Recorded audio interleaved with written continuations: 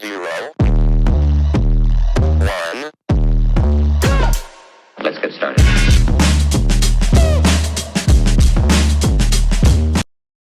Hey, everybody. Welcome back to Texas Narcos.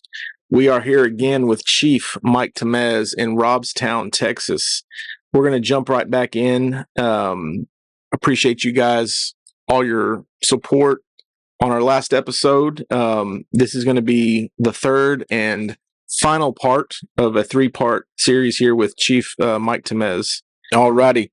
So when we were on last time, we talked about hitting these loads in these cars and,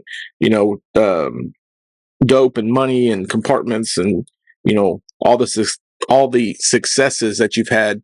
Now, I can imagine that not every car that you stop has loaded dope in it. There's probably quite a few that are going down the road these days that you stopped that you didn't actually come up with anything. Is there any interesting stories about that? Yeah, dude, there's been a lot that we unfortunately catch a lot of empty compartments down here as well. A lot of empty compartments. I'll tell you one though that was pretty interesting story, man, about one that I caught loaded. Well, we didn't know it was gonna be loaded or anything at the time, but so again, dude, I wish I could take credit for the success that I've had, man. Alone, right? I wish I could, dude, but I've enjoyed success because of freaking working alongside giants in this game, dude. Right. Even at the task force ones over there, man. When I started over there at the South Texas Task Force, I was the rookie of the entire task force, and I had 12 years. Nice. 12 years, and I was a rookie at the agency, dude. Wow. Yeah. You talk about knowledge, brother. Let me tell you something, man. For me personally, it was like going from JV to the freaking All-Stars in the NFL. Yeah. Right. Hall of Fame type guys, man. That's good. No kidding, dude. I was blessed, man, to work alongside those dudes. So, my second week at the task force, I leave the Kingsville Police Department. Okay. Commander, super nice guy. He's a retired trooper. Was never an interdiction officer in DPS. He's a good administrator, right? That's the role he's filling as task force commander. So, second week, dude. And this guy knew I could hit some dope money, man. So he didn't have to babysit me. There was no micromanaging. He gives me the tools to do the job and go out and do the job. Right. So my first week, man, we don't get anything. Second week, we're out working the road. My friend Ruben Villalobos, who's another one of my mentors, man. I stopped this girl. There's a girl and a guy in a red F-150 and Mexico plated going northbound. Get the girl down. It's super difficult and very, very, very good smuggler, obviously. I said, who's with you right now? She said, it's my husband or my fiance. I said, oh, okay. What's his name? Crickets. Babe? That's what she told me, dude. That's awesome. Babe? That's awesome. So I called Ruben. I'm like, yeah, I think I got a load here, dude. So Ruben comes over, right? That's awesome. And we get to search, man. And so up into this point, and the reason we found this out, and I can tell you, dude, I've been through a ton of training and a ton of experience with these high-level guys. Well, we had never, ever, ever heard of a Ford. Oh God, what is it? 4.6. So Ford has a small V8, right? 4.6.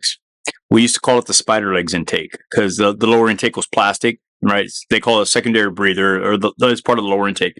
But then the upper intake is your aluminum bodied the intake, right? And it looks like it has spider legs. Well, we were always taught, man, don't even waste your time searching. There's no room, right? You can't do it. There's no room. Right. Well, if you know one thing about cartels, dudes, they hire some amazing engineers and mechanics. Right. Got to give them their props, dude. They do a hell of a job. So called Ruben over. Ruben has a ton of mechanical experience as well. So we popped the hood, dude, and there's tampering all over this intake. Right. Again, we had never heard of one being hit. Ever, bro. Ever.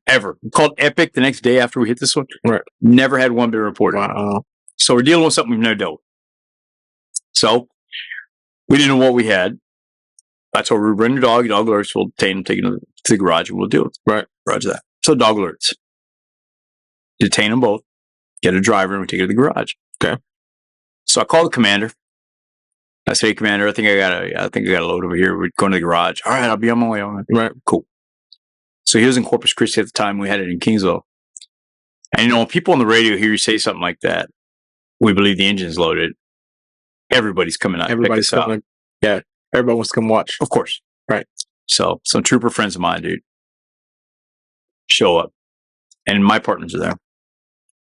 And one of the troopers says, dude, don't be a B word. Drill it. Right. I said, bro, literally my second week at the task force, dude.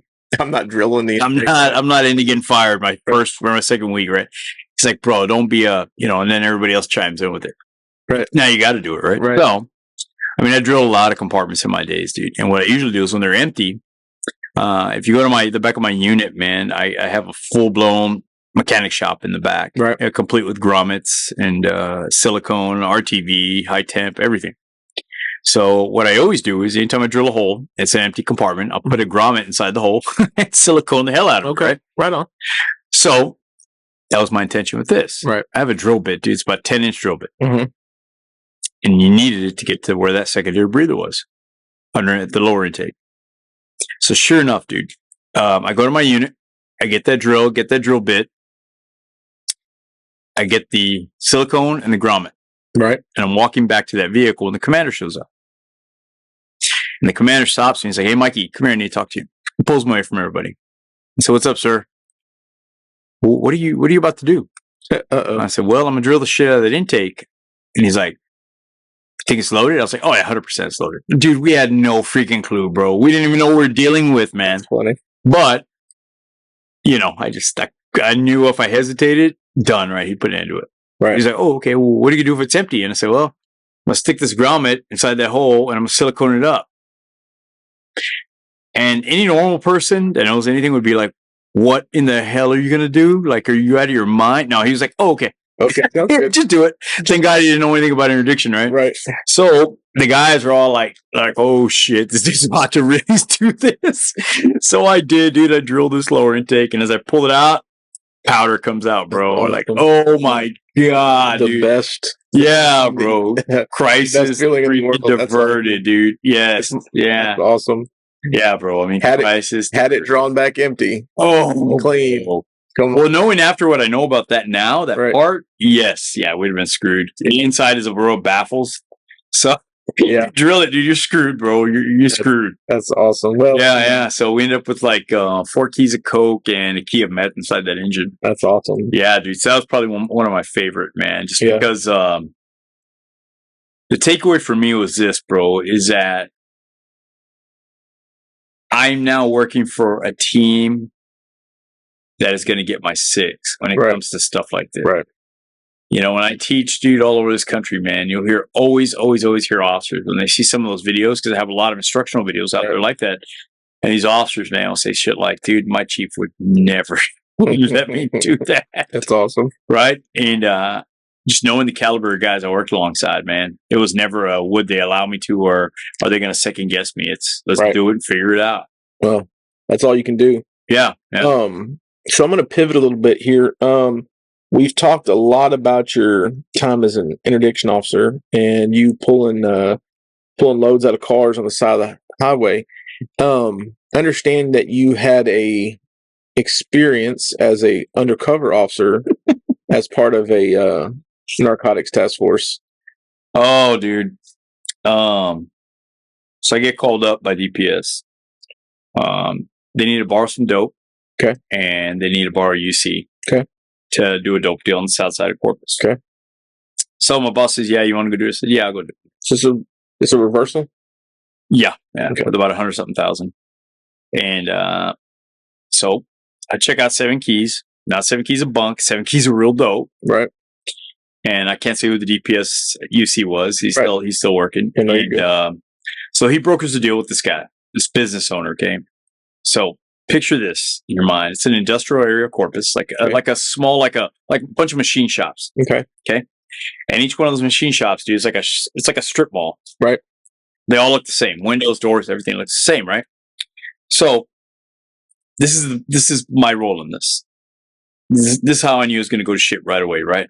So I'm going to be riding and being dropped off by a legendary freaking DPS narc, and he's a ranger now. His name's Ed Groves. He's down in Cleburne County. He's a ranger in Cleburne. Funniest dude you ever meet in your life, bro. Right. So if you're going to be doing this kind of shit with him, with anybody, it needs to be that guy, right? Right. So we're setting this deal up, and I got a backpack with 7 keys in it that I'm going to go flash. Okay. I get the call from the UC. He's in the store with the owner, and they're discussing this deal. It's like, hey man, can you just bring like 2 keys to flash? I'm like, roger that, yeah, I'll do.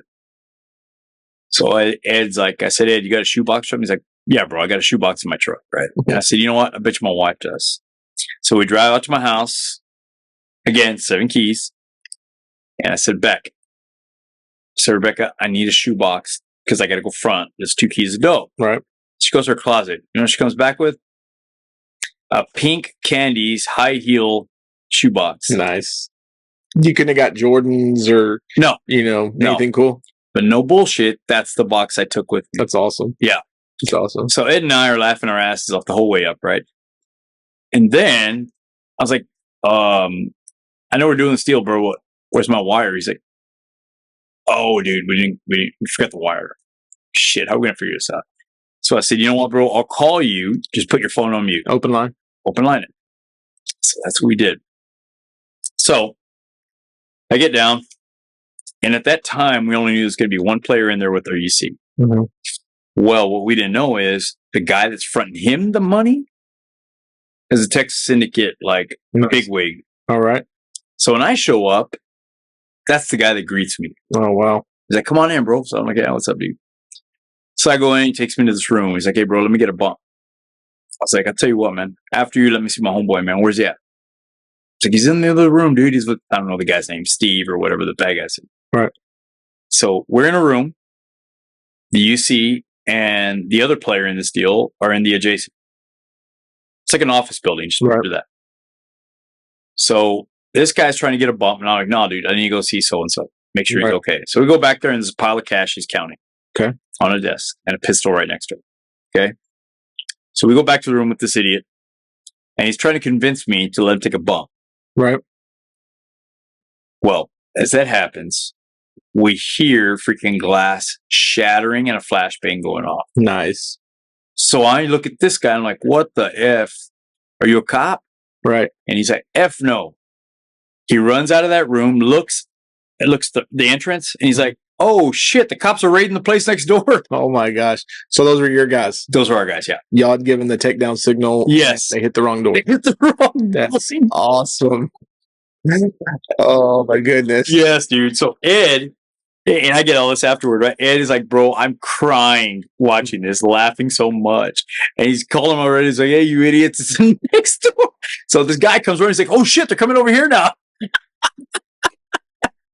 So y'all make the case, y'all end up getting them? Oh, yeah, dude. So get this, man.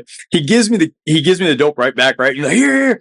I said, what the hell do you want me to do with this? And Ed's listening to all this, and he's, dude, when Ed tells it, he's like, bro, I was crying listening to all this. Just crying, laughing in his truck so much, man. Because I told the guy, I was like, what do you want me to do with this? He's like, put it in the attic.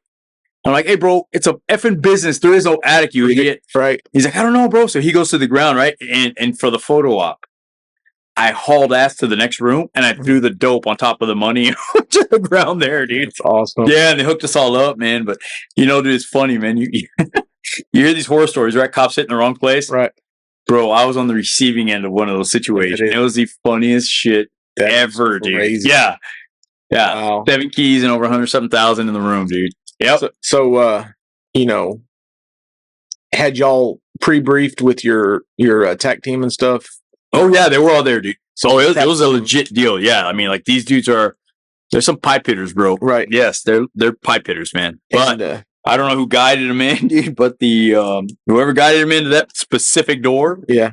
Well, they got a little confused, man. Stuff happens, right? But you just keep on keeping on. Dude, the best part was just that idiot looking at it. He's like, bro, the cops are hitting the business next door. Yeah. Like, he was like, oh, no, we're good. yeah, like, we're good and continue our deal, dude. Oh, we're straight. Oh, shit, they're coming over here now. Uh-oh. Yeah, bro. That's awesome. Oh, it's great, dude. That is awesome. So damn funny, man. That's awesome. Yeah, bro. That's a good time, man. So what brings you out of the world of, task forces, between the Kingsville Task Force, the task force in Corpus. What brings you to your current assignment, which is here in Robstown as the chief? So I left the Kingsville Task Force to build a task force here in Corpus Christi in the district attorney's office, and we did that. We started back in 2017. Okay.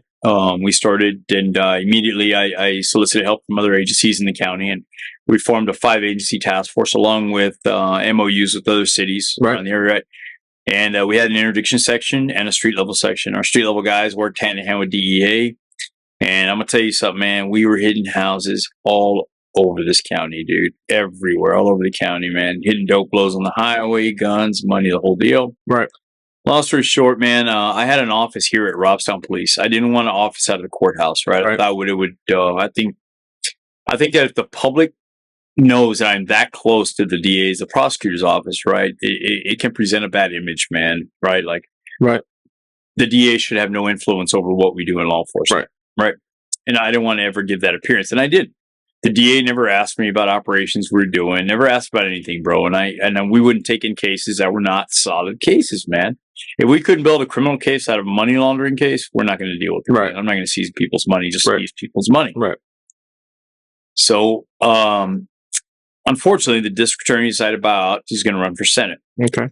So a new DA comes in, doesn't want the task force, disbands it. Gotcha. Well, I had an office at the Robstown Police Department at that time. Okay. They were kind enough to give me an officer. So I saw a lot of the dynamic and the rhythm of the agency. Right. And, so there was the elections coming up for new mayor and council and all that stuff. Well, the mayor who is running against the incumbent calls me up and says, "Look, man, I would love for you to be my chief of police." Okay. Turned him down.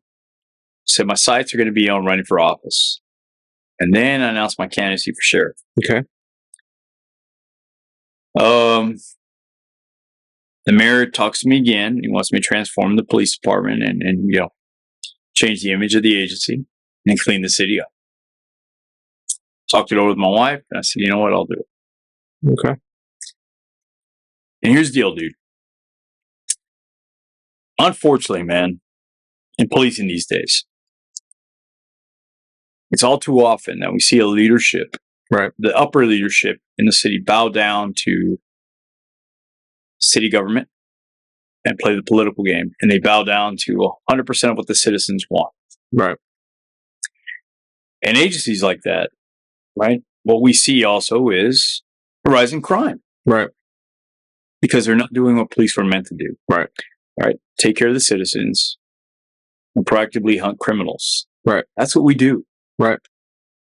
Now, I guess that's subjective in a way, right? Right. But that's how I view policing from my end, right? Because we can do both. Right. We can do both, man.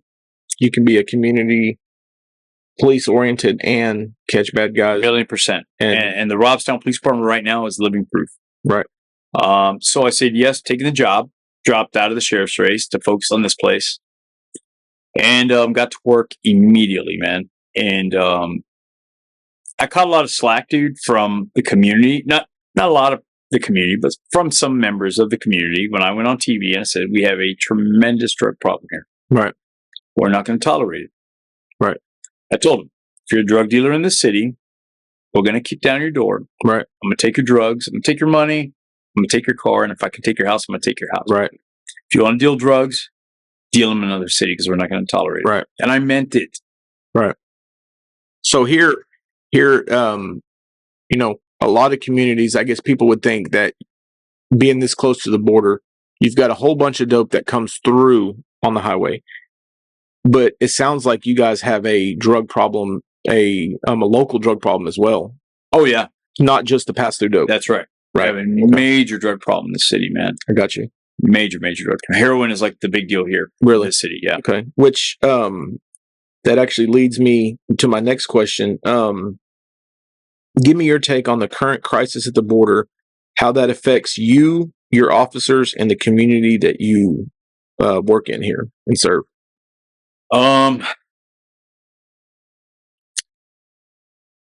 It's I don't want to get into the political piece of it, right? Right. I have to be apolitical when I give discussions like this. I have my own personal opinions, but again, right, like my personal opinions can't mandate my policies or SOPs and how we operate. So I have to look at everything objectively, as objective as I can. I think that the position that our government has put us in is unattainable. When I talk about, and I'm referring to human smuggling. Right. We've seen something like we've never seen before in this area, right? And that is flow of illegals just nonstop, man. Nonstop, dude. Nonstop. And what people don't realize, look, there's nothing inhumane about it. But I'll say this, the most humane thing that we can do is find these people, right. Detain them. Right. I've been involved in pursuits where we've killed 7, 9. When I was a Kingsville police officer, a truck tractor went right through Kingsville. 50 bodies in the bed, and the trailer stopped at Victoria, was abandoned. Right. Yeah. I don't know if you remember that. It was like 21 dead people. I do. Yeah. And, that's one thing the civilians don't see, right? Is they don't see that piece of it that, right. It's hard, man, when you have to roll up to the scene. Right. And you're pulling body parts out of a fence of right. a kid because they were in the bed of a truck of some guy that didn't give you shits about that. He was in there to make money and that's it. Right. It's a difficult thing, man. And I know that sometimes, depending on what party you're on, oh my gosh, it's inhumane, kids in cage, whatever. What I find, man, is the majority of people that make comments like that have never, ever, ever spent a day on that border. Right. Working that border. Right. They've never ridden with our officers and been in pursuits like that where people's lives are put on the line. Right. By a group of people who just could give two shits about humanity. They're just there to make doing it to make money. That's it, man. Just That's to make money. So it has affected us tremendously, man. I mean, tremendously. But I'll tell you what doesn't help us. I'll tell you right now. What I said about law enforcement leadership, man, the shift. Right. Handcuffing our officers. Right. And not allowing them to do their jobs. Right. If we have a community who knows that if they can run from the cops all day, every day, and get away, what part of a consequence is there? Exactly. Why have laws? Exactly. The rule of law has got to be, that's the foundation of our whole country, is the rule of law. I am blessed. I'm going to tell you right now, man. I am blessed. Every day I wake up feeling blessed. That I have a family I do to support me and encourage me to do this job. Right. A family that understands that if I work 6-7 days a week, right. I'm working 6-7 days a week. Right. And I have a city administration that I work for that supports the police department and what we do and encourages us to go after these criminals because they care about keeping their constituents safe. Right. Right. But more importantly, man, let me tell you this. I am blessed to lead a corps of officers who truly, truly, truly, man, believe in fighting crime and who don't shy away from it. That's awesome. And as a chief of police, I'll tell you something I tell my staff, man, every day, every encounter with every single police officer that we have on our staff, every single encounter, I want you to think of it as an opportunity, man, to do good or do bad for the officer, right? Right. And I'll give you an example. A few weeks ago, one of my officers was involved in a wreck. Okay. Get out of my unit, go and talk to him. And his head's down. I said, "Hey, how you doing, man?" He says, "Chief, I'm very sorry, man. I'm sorry. So what are you sorry for? I said, "Did you hit this thing intentionally or something? Am I missing something?" "Well, no, sir, I swerved and, Right. I said, "I'm not worried about the car, man. I'm worried about you." This guy's a single father. Right. So I have one opportunity to get it right. Right. Right. And this is how I choose to spend my time taking care of my people. I said, "Where's your cell phone?" "In my pocket." All right, here's an order. I want you to step away, call your kids, let them know you're safe. It's awesome. They won't take you to the hospital. They won't give you a ride home. Right. Call your kids right now. Right. And that was it. Because I know that had I done the opposite and said, man, you screwed up this car, you did this, your fault. Right. I've lost whatever little trust that officer has in me. Right. As a leader. But not only with him, dude, but I've spoiled it for the rest of his shift. Right. And all the other officers that want to work at this agency. Right. That's a good point because, there's, in my experience in the last, almost 2 decades I've been doing this and I've been at the same agency the entire time, people will come to work and stay at the same agency and stay there for less money than the department down the street because of the support and the 100%, dude. Yes. The environment that they work in. That's right, man. It's not all about dollar signs. It's not all about the money. It's about how you treat the people, and the relationships that you have with them. I will, I'll put it to you like this. We just put out a recruiting video, one of them. And on there, I talk about if you want to work for an agency that truly cares and wants to make you and your family priority, come back over here. Right. And I said that because I mean it. Right. And any of the officers that work for me right now will tell you that. Right. Oh, I believe it. They'll tell you that, man, that I give a shit about them and their families, man. And this guy gets on Facebook when he's trolls and he starts making comments about, it's bullshit. Your priority should be the citizens, not take care of your officers, blah, blah, blah, blah, blah. Right. And I said, my man, I responded. I said, my man, you are sadly mistaken. If you want the political answer, then yes, my responsibility is to keep the whole city safe. But if you want the truthful answer, I'm so far disconnected from the citizens because I'm the chief of police that I'm lying to you if I tell you that that's my job to keep the citizens safe. No, sir. My job is to devote 100% of my power to take care of our officers. That's awesome. That is it. That's my job, man. That's a huge difference from a number of agency heads across the state and across the country. That is it, dude. That is my job. That's awesome. I work for the officers, man. I don't work for the citizens. I don't work for the mayor. I don't work for the city secretary. On paper, I do. Right. But I don't.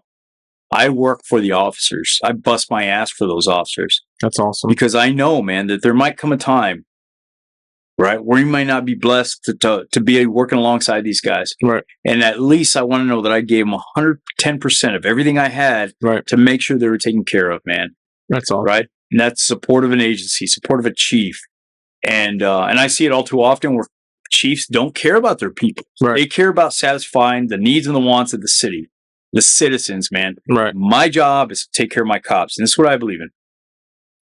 If I take care of my cops and I do my job, they're going to take care of our citizens. And they'll do it with a smile and they'll be happy to do it. 100%. They're not going to call in and they're not going to bitch. They're not going to complain. That's awesome. Yeah. They're going to come in. They're going to do their jobs. But I also realize this. Leadership always drives the environment. Right.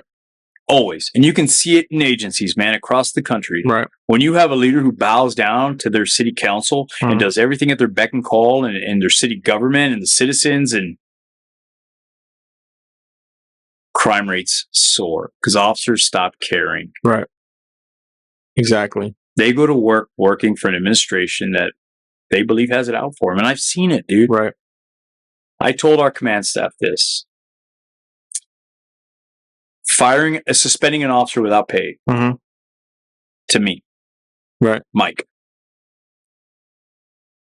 It always sounds like an easy thing to do, right? But I want you to think about their families. Oh yeah, right. Think about their kids. Yeah. Think about what's going to go on in that officer. You may be pissed at him emotionally and whatnot, but think about what's going to go on in that kid's mind. Right. Now he's going to do whatever he can, man, to take care of his family, and you better freaking believe it. So I want all of you, and this is what I've told my staff, I want all of you to do one thing. When you discipline an officer, and we escalate his discipline all the way up to suspension without pay. Right.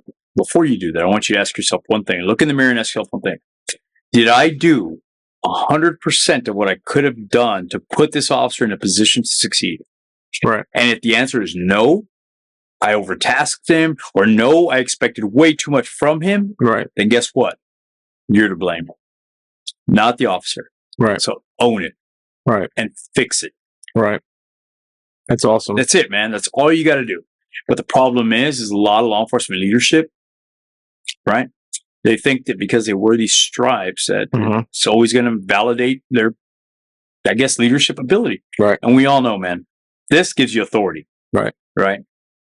Your brain up in the gray gives you the ability to inspire and to lead people, man. And that's the difference.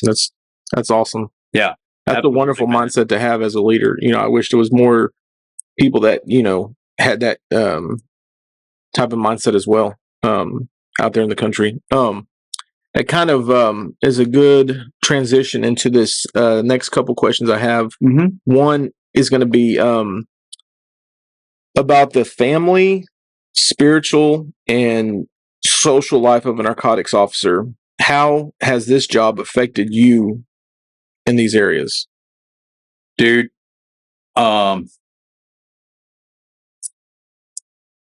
being a spouse of an officer is a tough job, dude. I've lost 2 partners in my career. Okay. One was Ken Stars, who was killed in 2016. You know, Sherman Benish killed in 2021. I knew their kids. Sherman's, I knew his kids when they were, dude, my grandson's age. Right. So I've watched him grow. Having the support of a family, man, is everything in the world to a cop, or it should be. You know, earlier we touched on it being your identity, man. Right. I'm really the wrong advocate to say that you need to put your family first. Right. Because, brother, I've stepped away from family vacations to deal with work. But you know what? Here's the difference. When I took this job as chief, my wife knew it. Right. And my wife supported it. Right. My wife pushed me to do it. Right. And that's the thing, man. If you have conflict at home, right? If you have conflict at home, ask yourself, who's the cause of it? If you're the cause, fix it. Right. Because when you go on duty, you got to live in your 3-foot bubble. Right. You have to. 100%. You can't control anything outside of that 3 feet. Nothing, not even what's going on at home. You can't control it when you're on duty, right? Right. And the reason is you got to be all in all the time when you're on duty. You have to be. Right? People get killed if they're not all in all the time, man. Right. And that's a tough dynamic to have, bro. To put people in that position like your family. You know, it's so cliche, man, when we say, dude, you know, kiss your kids every time you walk out the door because you never know. Right. But it's the truth, man. Right. Yeah, it's true. The God honest truth. Yeah. You're not guaranteed your next minute or your next call or your next, you know, anything. Sherman Benish, he was shot in Kingsville. Took a femoral strike. His last words on earth, he was screaming out for his daughters. Puts it in perspective, man. It's tough. Absolutely. It's tough. Absolutely, man. It's tough. But we have to go to work with the support of our families. And it's a difficult thing to do when you're so devoted to this job. Right. You know, especially on the interdiction side, man. Right. In 2015, every year on the highway, my goal is always to hit at least $1 million in cash. Right. Okay. 2015, right around November, I was at like 1.7 for the year. And I tapped out. 1 month left, man. Yeah. Done, dude. Time to take vacation. Exhausted. Yeah. And that's just money, man. I did a ton of dope that same year, right? So I told Rebecca, I'm like, yeah, I think I'm going to take it easy, man. Because I have long days, dude. Long days and nights when you're hitting a lot of loads, man. And I said, no, you're not. So why are you settling for 1 million? You're right on the crest of getting 2. Why? Why are you settling? It's because I'm tired, man. I want to spend time with my family. Right. It's like, no, got to get it. You got to get 2. Yeah. You got to do it. Yeah. Yeah. And I did. I got 2.2 mil that year. That's awesome. But that's awesome. Had she not been there to encourage that, right? Like, I would tap out, man. Right. But that right there, that moment right there, dude, that's when I knew I got the right one. Right. Yeah. That's true. That's awesome. That's when I knew, man. I was divorced, my first marriage, and we're way better friends now than we ever were married, man. She was a school teacher and I was a cop. Right. And it was tough. Right. You know, it was tough. And I wasn't always the best of husbands. I was Right. gone a lot, Right. dedicated to my job. And she grew up in a very tight family, and Right. dad was home every night. You know, Right. it's just a different story. She saw that family dynamic, and I just couldn't provide that. Right. You know, and I knew a lot of my faults. I recognized them, and I knew that it's going to be difficult, man. And it was very difficult. Right. But when Rebecca and I started meeting, man, it was just she knew my job. Right. Well, that's awesome to have that. You know, have that person at home that is always there and is always get. You know, I know in my personal experience, being out there on the street, working narcotics, you know, working 12, 14, 16, 18 hours, I know, and I've always known that what was going on at home was being taken care of. Yes. That was one thing I didn't have to worry about. That's right. If the kids were getting picked up, I didn't have to worry about if the kids were getting fed, if they were getting put to bed on time. I knew that, you know, my wife that was at home was taking care of that to where I didn't have to think about it. And that was one less thing on my plate and on, you know, on my mind while I'm out there trying to do the job and doing the things that I got to do to try to get back home to them, you know, whenever that may be. So Yeah, that's dude. a very important, it's very important to have that, you know. It is, man. And I wish more officers, especially young cops, right? Like I wish, man, they understood that, dude. I really do, man. That would make our lives a hell of a lot easier at work, right? Right. With these guys. Right. It really would. I'll tell you a story real quick, and I'm sure we're getting your closing time, but I was the commander of the drug task force here in Oasis already. And I just left the PD. It was on a Friday. And the call comes over the radio. We have an active shooter in a nursing home. Oh, wow. Officers arriving on scene. Everybody's running out. And they can hear gunshots. They make their way down the hallway, smell gunpowder. You know, I smell it all, dude. Right. Go in, 3 bodies down inside one room. Wow. Guy with the elderly man who was chair-bound had a shot in the chest and went through the mouth. Female was shot in the vagina and the face. So something very personal. Right. And another male with a shot to his chest. Right. Okay. While we're there, we get another call. Another active shooter. 2 at one time. Wow. We give the address. And the locals immediately knew, said, bro, it's connected. It's connected. Right. The guy that's down in that house, that's his house. Oh, okay. So we're thinking, somebody comes, kills these 3, goes to the house, will finish off the family. Right. Okay. So we haul ass out to the house. I'm first on scene. There's people screaming, pointing at a garage door. It's open. Right. Right. As I approach, I see the door going into the residence in the garage is open as well. Right. So I start I'm pieing. And as I pie, I get to probably about a 45 to the door, and I can see a body down in the hallway. Right. A male about 20 years old. Right. And I keep pieing, and I see feet. Small feet. As I come across, right. It's a 10-year-old little boy. Wow. Dead. Hands in this position. Wow. So let me tell you what happened. Dad finds out he's not getting an inheritance. Goes home. He kills his 2 sons. Kills his 2 sons because he doesn't want them getting the inheritance. At the house. At the house. Okay. Then he goes to the nursing home. Kills his dad and his stepmom. Wow. Turns a gun on himself. Wow. 5 bodies like that, dude. Just like that. So a week later, they're bringing counseling. They sit us in this big school circle. Right. And I hate this shit. They do the same at the VA, dude. Right. PTSD counseling. Let's talk about, this is the topic. Let's talk about what were you thinking about on your way to that second scene, right? I'm a pretty callous dude. Okay. And what blew my mind is how many officers, dude. And even one cried. All I could do was think about my kids, my family, this and that, and, you know. Right. I don't want to orphan my kid, you know. Great. And he gets to me. And I said, well, the only thing I was thinking about is killing this piece of shit. Right.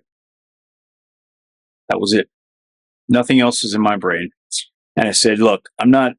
And I even asked one of my business partner, Max Mesa. He was in that briefing. He was one of the first officers in the room at the nursing home. Right. I asked him, I said, Max, I had callus in there, bro, because I felt like an asshole. Right. He's like, nah, bro, they need to hear this shit. Right. Man. Yeah. And what scared me is you're about to potentially put your life on the line, dude, going into a house where a guy has already killed, well, we know of just 5 people and suspect tied in that house. And your concern is on your family and your home life. Right. And I said this, dude. I said, the last thing you should ever think about, and it's something that I learned in Iraq, right? Right. The last thing you need to cloud your judgment with is your family. Right. Put that shit aside, and you better believe in your heart, man, that your wife is taking care of things at home. Exactly. So you don't need to deal with that right then and there, man. Exactly. The only thing that needs to be in your mind at that point is killing this guy. Right. That is it. Putting him down. Right. If you're clouding your judgment with your family and your kids and missing, brother, you're already at a disadvantage, right. man. Yeah, exactly. I called my wife. I called Rebecca and I said, Beck, I'm sorry, man, if you feel otherwise, but I had to call her and talk to her about it. Right.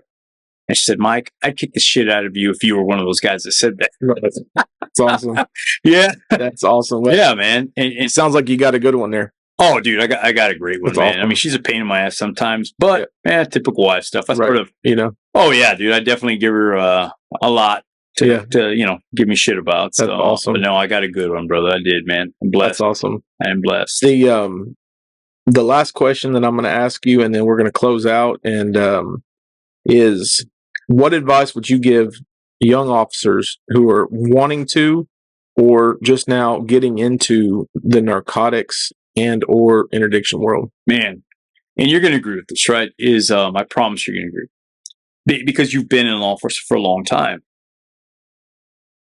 There is an over availability of training out there for cops now. 100%. Right? Like when we started, right, dude, there was nothing. I mean, like one company teaching, right? Right. And when it's a company from way up north, right, teach cops down here how to search cars. Right. It's totally different. Oh my man, it's gonna dude, cops down here gonna be like, bro, that's like nothing, man. We're dealing with engines and transmissions that run down here with dope. You're talking about, a trap behind the freaking radio. Yeah. Yeah, dude. Yeah. That'll put a couple it's different. And it's a great skill set to have, but at that time we were so hindered by this set of certain training criteria. And so cops now have this opportunity, dude, all over social media. Mm-hmm. I mean, there's a lot of companies out there, man. A lot, dude. Every single one of them offers something different. There's some really solid companies out there, dude. And you can just go on Facebook and look up all these training companies, man. I could text you a few if you want to put them out there, man. I'm sure their owners would greatly appreciate it. I know most of their guys, man, and brilliant dudes. And the best part about it, man, is everybody's going to give you a different perspective. And that's what you want, right? That's what you want, dude. You want to hear different perspectives because I'm more than sure you've been told to take a little bit from everybody, right? And use what you think is valuable. And that's great advice. Right. So what I do is I'll tell guys, man, 2 things, man. Go to as much training as you can, man. Mm-hmm. Take in as much as you can. Good, bad, and different. Right. Brother, take it all in, man. Take it all in. Don't ever have the mindset of, I won't need that where I live or work. Don't ever do that. You're going to sell yourself short and set you up for failure, man. What would you tell officers who have put in for trainings and they put in for stuff and their department is not supportive of it? They won't approve to, pay for the training or whatever the case may be. What would you tell those officers? I would tell those officers to go to apply at another agency. Right. Okay. No bullshit. Right. No bullshit. Go apply at another agency because that's an agency that doesn't give a shit about you. They give a shit about the agency. Right. Right. That's it. I mean, end of story. Right. If you're not and I can tell you it's 1,000,000%, my man. Right. If you're not investing in your personnel and sending them to the training that they want to go to, right. Yeah. All you care about is yourself and your budget. Right. Officers, a cop should not be, in 2024, should not be having to take his vacation time and pay for training classes out of his own pocket when the department has the budget and the means to do that. And let me tell you, dude, I just ran into this. Mm-hmm. So our city is starting their very first school district police. Okay. Right. I'm losing 3 of my officers to the PD. Okay. Dude, they're seasoned. They were on their way out to retire. Right? So why not go do it at schools, right? Right. Well, one of them approaches me about 4 weeks ago. And he says, "Hey, Chief," he caught me outside and he says, "Man," he's really into shooting, competition shooting, right? You want guys like that, dude. Right. They're motivated to teach and do these things, right? Say, "Chief, I know I'm going to be putting in my 2 weeks in about 2 more weeks. But do you think there's any way that if I put in, would you approve at your level? Because I don't approve training, dude. I don't. That's a lieutenant deal that'll approve it. I'm not big on micromanaging, right? I think it takes away and undermines our subordinate leadership's authority. Right. I don't do that, man. I told this guy, I said, "Yeah, I'll tell you what, I'll support it 100%, man." He was like, "Chief, look, I know I'm leaving, man. I'll pay for it. I just ask you for the time." I said, "Stop. Let me stop you there, man." Right. It was Red Dot Instructor School. Okay. RMR, right? Instructor School. And it was a teach POA class, good material, right? And I said, "Stop, Patrick." That was his name. I said, "Man, brother, I will pay for it, pay your per diem, give you a unit and your hotel, take care of everything." He's like, "Chief, no, man, I'm not asking for that. I'm leaving." I said, "Stop, man. You still wear that patch, and I'm obligated to take care of you as long as you wear that patch." Right. And I said, "But more importantly, man, it's almost selfish because I know that you're still going to be in this area.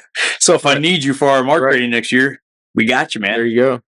That's awesome. And you know, man, I caught some comments at our command staff meeting, right? But dude, once I told these guys, like, "Look, man, he still works for us. Right. He's still one of us. And I still want to make sure that we invest in his future and to make him a better officer, even if he's going to another agency, man." Right. And I'll tell you why. Well, we can close this. I'll tell you why. Because a decision in any other direction sends one message to him and all the officers that have to work for me and believe in me. Right. That I care more about the agency than I do the officer. Right. I want these officers to know that I care about you so much. Right. That even though you're leaving me in a few weeks, I'm still going to pay a lot of money, man, to send you to school, to pay for your hotel, give you a unit, and pay all of your per diem. Right. Knowing that you're leaving. That's awesome. Right. And you have to, man. You have to do that for your troops, man. Yeah. So for somebody who's not getting that type of treatment, I'm telling you one thing. I don't care how much money your agency pays. There's better agencies out there, man. Right. Look for the one that is about taking care of you. Right. Not just the agency, man. Taking care of you. Yeah. And you find that and you hold on to it. Because unfortunately, and you and I both know this, those are rare these days, dude. Right. It's not like it was 20 years ago when it was super hard to get on. No. A law enforcement agency. Bro. Everybody's hiring right now. Everybody. We can't fill the freaking seat. Right. Exactly. Dude. We can't. Exactly. We can't, man. Yeah. You know, and it's a tough place to be, dude. Yeah. But I'm just a firm believer. Maybe I'm just being too optimistic, bro. Right. That the officers we do get that come apply at this agency, right? They understand that. Yeah, you're probably not going to get super rich working here. You're going to do well competitively. Right. You're going to do well. But you're going to have a command staff that works for you. Right. Not the other way around, dude. Right. It's going to work for you. Right. And that's all you can ask for. Yeah, so, absolutely, man. Well, hey, man, I appreciate your time. I appreciate you taking time out of your schedule to sit down and talk with me. And hopefully, some people out there who were on the other end of this podcast have gotten something out of this. And, I know I did. And anyways, like I said, I appreciate it. And look forward to talking to you in the future, man. Can I end with something I always end with? Sure, go ahead. Cool. I have to end every class I teach, every conference I speak, I end it with this story. Okay. Hear me out. All right. Here's my rules. Okay. First rule. You can't call in sick. Can't take vacation. Right. No excuse. You can't miss work on this day that I'm about to tell you about. Okay. And when I tell you this, please do me a favor. If you ever become a chief or administrator, believe this. Okay. And teach it to your officers and tell these guys how important this is. First rule, right? Got to be at work on this day that I'm about to tell you about. Okay. Second rule. You can only wear the equipment that you wear on every single day you're on the job. I know your viewers can't see me, but I'm in a regular police uniform, yes? Right. Yes. In a Bravo uniform, wearing my duty belt like everybody else does. Right. right? I have 1 223 mag on the back. That's it. Right. Right. The rest of my 3 mags here and then the mag here. That's all you can wear. That's your second rule. Okay. You can only wear what you wear every single day. Okay. So if you don't wear a plate rack, you're not wearing a plate rack that day. Okay. Okay, here it is. 7 days from today. Okay. Next Friday. You're going to go to work. Okay. The first traffic stop you make. Okay. 3 guys with AK-47s are going to get out and ambush you and engage you in a gunfight. Okay. It's inevitable. There's nothing you can do to prevent this. Nothing. What would you do from now to those 7 days? Let's talk about that. What would you do? Practice, prepare, train. Okay. Go to the range, go to the gym. What do you think? Shooting through windshields, maybe? Know the deflection of your round? Right. Yeah. Okay. Go to the gym, practice, train, right? What else would you do? Make sure things are good at home. Great. Yeah. That I'm right with my family. Yeah. Yeah. Make sure I'm right with God. Yeah. Hold your kids a little bit closer. Right. Yeah. Right. Spend a little bit more time kissing them at night and telling them how much you love them. Right. Right. I say that at every conference and every class I teach at. Every one of them, dude. And I end it the same way. And I always get those same answers from cops everywhere. Right. And here's the reason I ask that. In our job, brother, your next traffic stop can be that next 7 days. Right. That can be your situation. 100%. So make shit right now, man. So you're not worrying about it when that day comes. Anticipate that day is going to happen every single day. And let me tell you something. And if you do that, you're going to make it 20 years. That's awesome. Right? You will. You'll live a good life, man. No regrets. You'll make it. That's awesome. Yeah. So make sure you tell your cops that. It means a lot to me to say that, especially because I've lost friends. Right. And we had 2 officers killed in Corpus in less than 3 weeks. Wow. Yeah, man. So tell your officers that, man. Make sure they know that. Please. I will. I appreciate it, man. Absolutely, brother. And I appreciate you having me, man. I truly do. Yes, sir. All right. Thanks again. Thank you, brother. Thank you for tuning into this episode of Texas Narcos Podcast. We hope you enjoyed it. Remember to hit that like button, subscribe to our channel, share our podcast with your friends and family. You can find Texas Narcos Podcast on YouTube, Spotify, Apple Podcasts, and iHeartRadio. Your continued support helps us to bring you stories like the one you just heard. Thank you, God bless, and we'll see you down the road on Texas Narcos.